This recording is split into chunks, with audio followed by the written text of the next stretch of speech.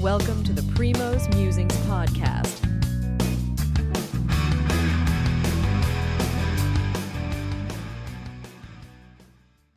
Good evening. This is Shri here with the Week 3 update of the NFL that took place a couple of days ago, and the Monday Night Football plus the Thursday night between the Jets and the Patriots, which was quite disappointing to me with the Jets romping over the Patriots. The Patriots offense looked like in a funk.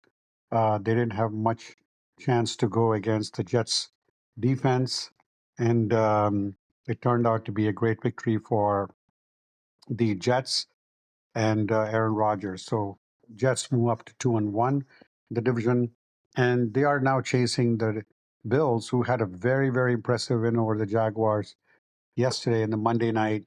They pretty much destroyed the Jaguars. The Jaguars are now the 0-3.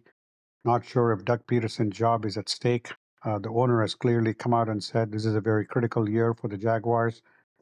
I feel that the Jaguars, if they continue to slide, they will have a change in the coaching by middle of the season. They definitely need to turn the season around because right now, when you look at where they are in their own division, the Jaguars are in the last place along with the Titans, and Texans are 2-1, and the Colts are 1-2 in that division. So they have a lot of work to do.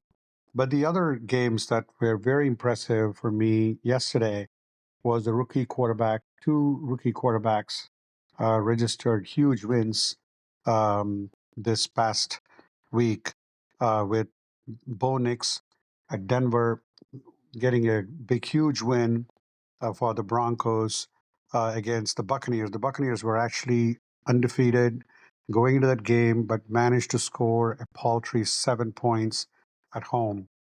And going to the other rookie quarterback, Jaden Daniels, who was very, very impressive against the Commanders. This game actually registered a very interesting stat. Since 1940, for a game, this entire game happened with zero punts. And that pretty much tells you, which means it was a high scoring game at 38-33. The Commanders, Jaden Daniels, threw was very impressive.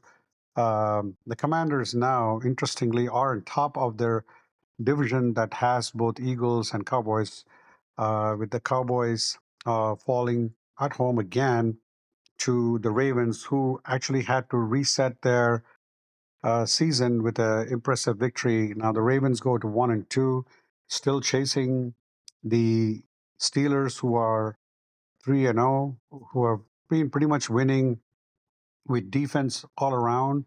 I got to watch some of the Steeler Chargers game.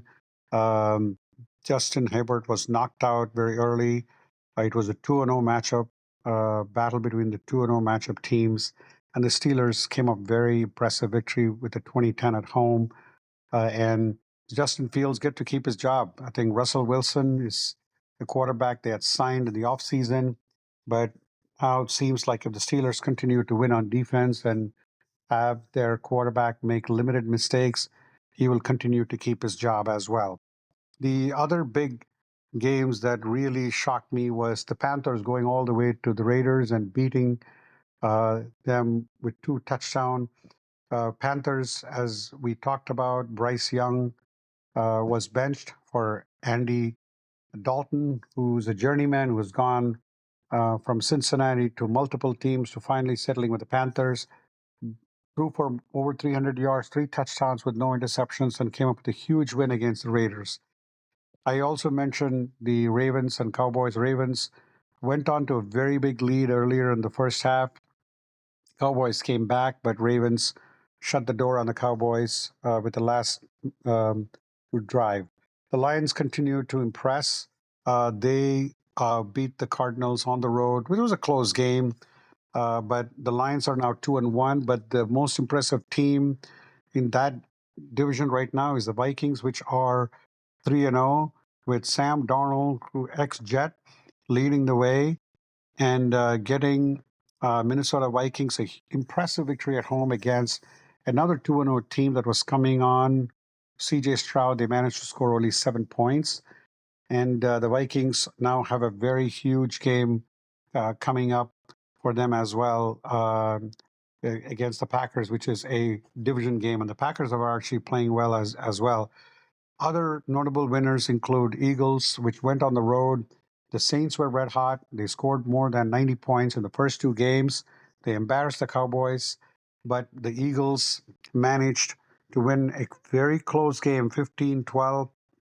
Saquon Barkley was very impressive.